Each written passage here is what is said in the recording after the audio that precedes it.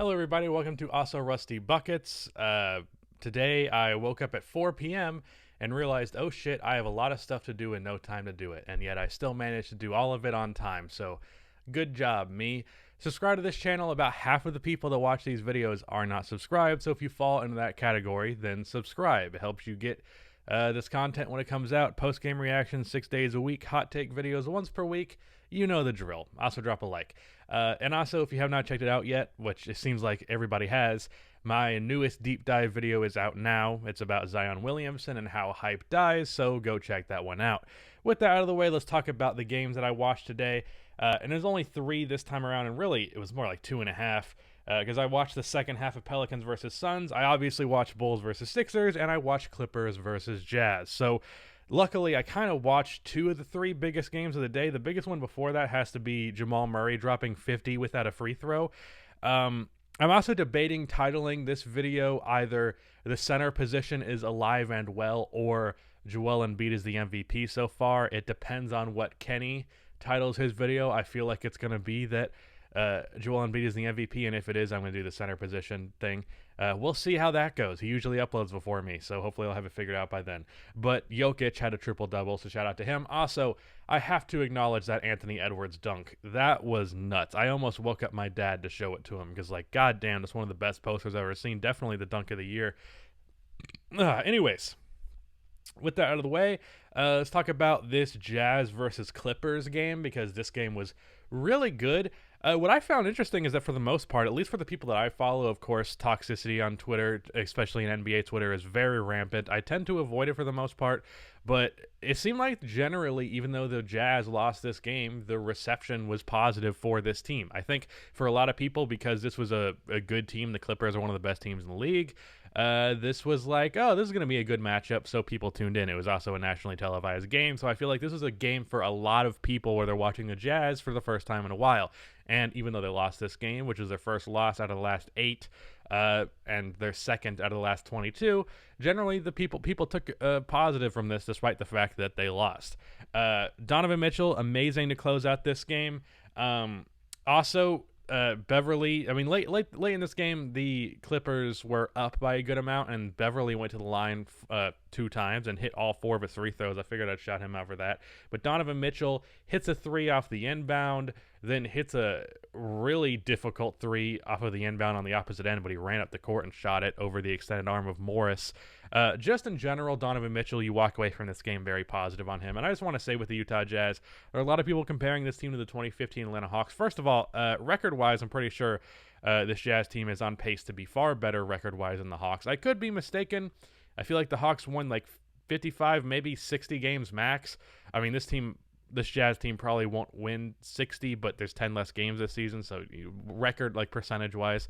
The difference between the 2015 Atlanta Hawks and this Jazz team is Donovan Mitchell, period, point blank. And when I tweeted that, a lot of stupid people who don't understand how any conversation works were like, Rudy Gobert? Why not Rudy Gobert? I'm like, that's not what I'm talking about. So the 2015 Atlanta Hawks had a great defensive center in Al Horford. Al Horford was a fantastic defensive player and probably the best player on that team. Rudy Gobert is also a fantastic defender, and I'd say a better defender than Al Horford. But more importantly than that, the Atlanta Hawks did not have a shot creator. That was not me saying Donovan Mitchell is the reason why I believe in these Jazz much more than the 2015 Hawks is not me saying that Donovan Mitchell is better than Rudy Gobert. I don't really know confidently which one of those two is better, but I know that Donovan Mitchell is the difference maker between those two teams. Like, I saw a good reply on one of my tweets that was like, Rudy Gobert raises the floor for the Jazz, but Donovan Mitchell can be what raises the ceiling. And I think that's the perfect way to really, like, talk about that conversation between the two. And really, who gives a shit who is better between the two? Because I guarantee you nobody on the Utah Jazz does. This is just a stupid debate that doesn't actually matter. Granted, nothing matters. So that was that game. The Clippers played very good. Paul George deserves credit. He did have a turnover late that was really dumb, which was funny because, like, I was like, I know all anybody's going to talk about is that fucking turnover. But he had, wait a minute, what? He had 15 points? Okay, he was hitting a lot of shots in the fourth quarter.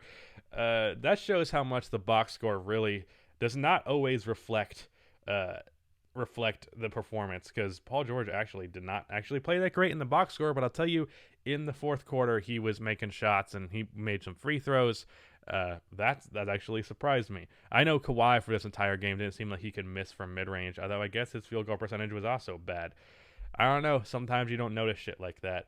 But generally, the story here was the Clippers just simply outperformed them. But late game, the Utah Jazz refused to go away because Donovan Mitchell, who I believe finished with 35 points in just 34 minutes. I'm surprised he didn't play more in such a close game.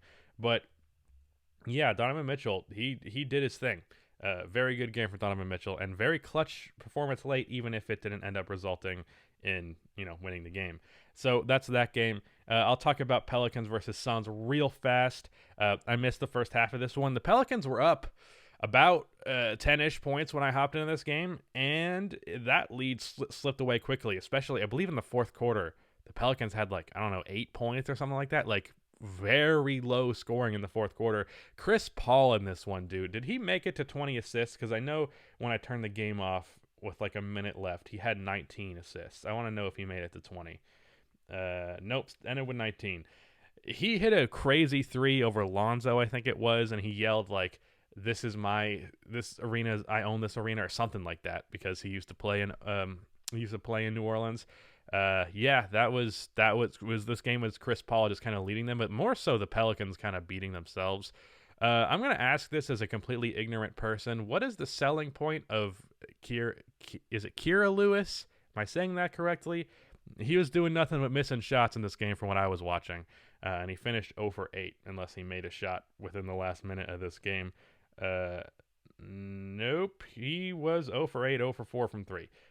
Perfectly possible that I just did not, catch him on good games here or there. So there's that.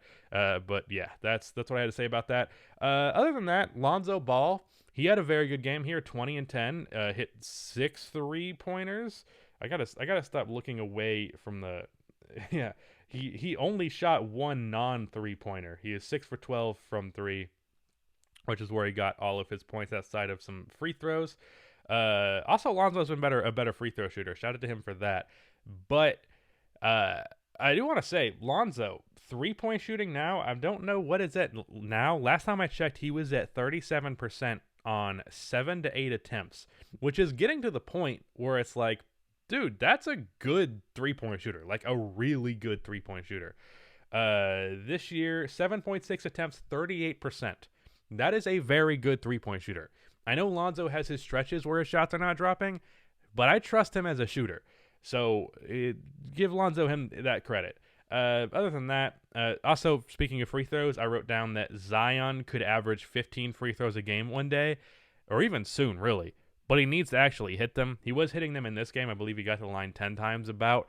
But his overall free throw percentage leaves room to be desired.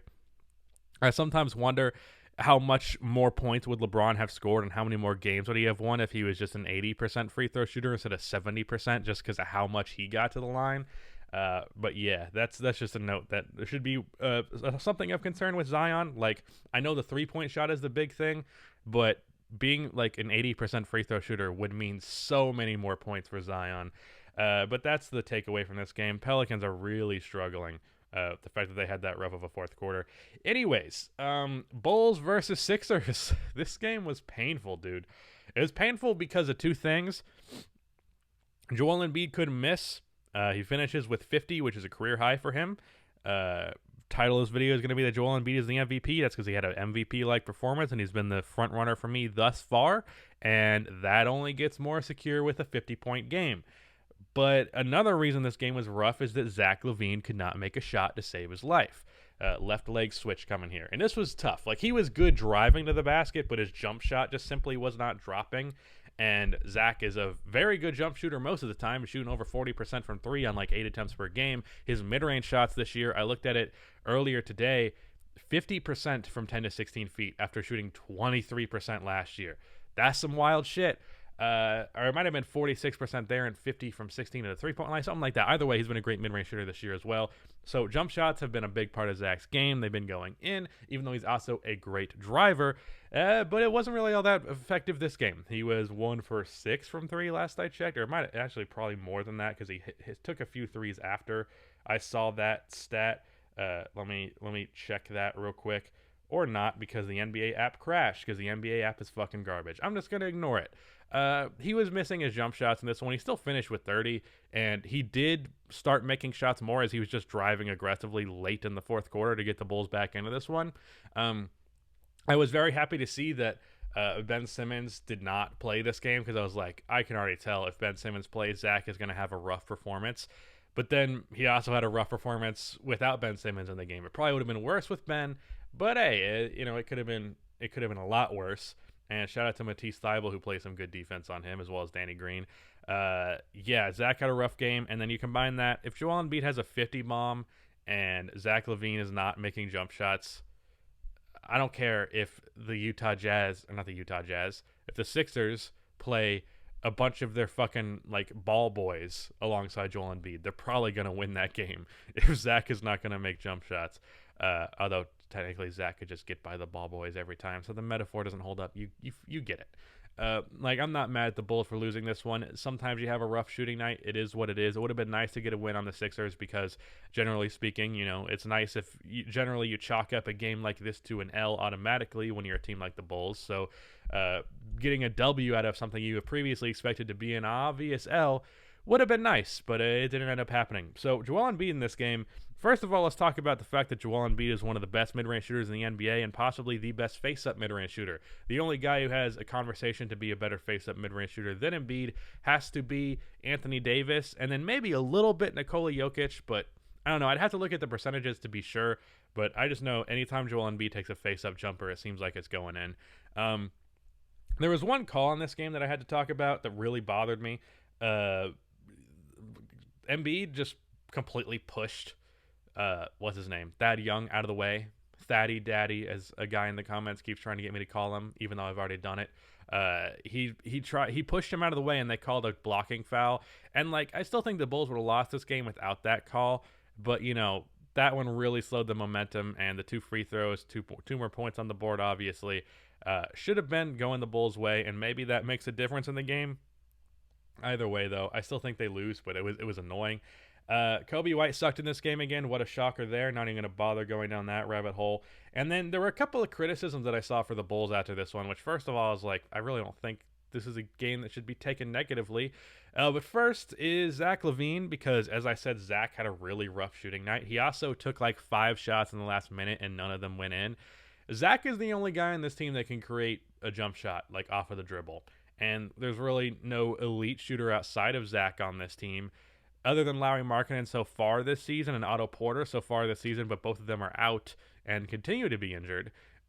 But why are you? He's obvious he wasn't hitting jump shots all game, and then he's set in the situation where he's the only guy that can create his jump shot. So if it's not falling, it's not like the Bulls can revert to someone else. So the Sixers know Zach is going to shoot. Zach is not going to make the shot, so it's a situation set up for failure. We're not going to pretend Zach isn't shooting, at least last I checked, 43% from 3 on 8 attempts.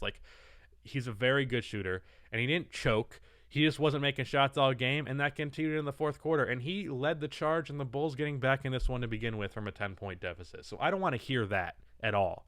And then the other one was coming from Bulls fans themselves that were mad at Wendell Carter for the fact that he was getting bodied by Embiid. Look, sure, that's completely true. Wendell was getting bodied by Embiid. But there are only a small handful of centers in the NBA that can handle Joel Embiid. So to criticize Wendell for it, it's okay, criticize 90% of starting centers. Because, if I can think of centers that can really give Embiid real struggles, it's Al Horford, Marc Gasol, and then really after that, there's not any clear. Bam Adebayo a good bit, but even then, Bam can kind of be out-physicaled by Embiid. And I think that might be it.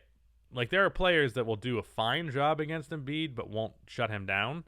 But, really, there are very few centers that can slow down Joel Embiid to any degree.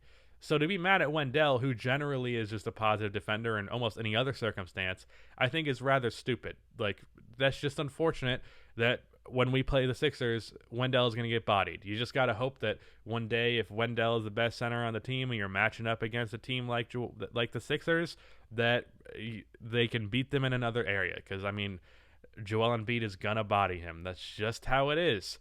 I mean, you shouldn't really get mad at a center back in the 2000s for not being able to defend Shaq in the post.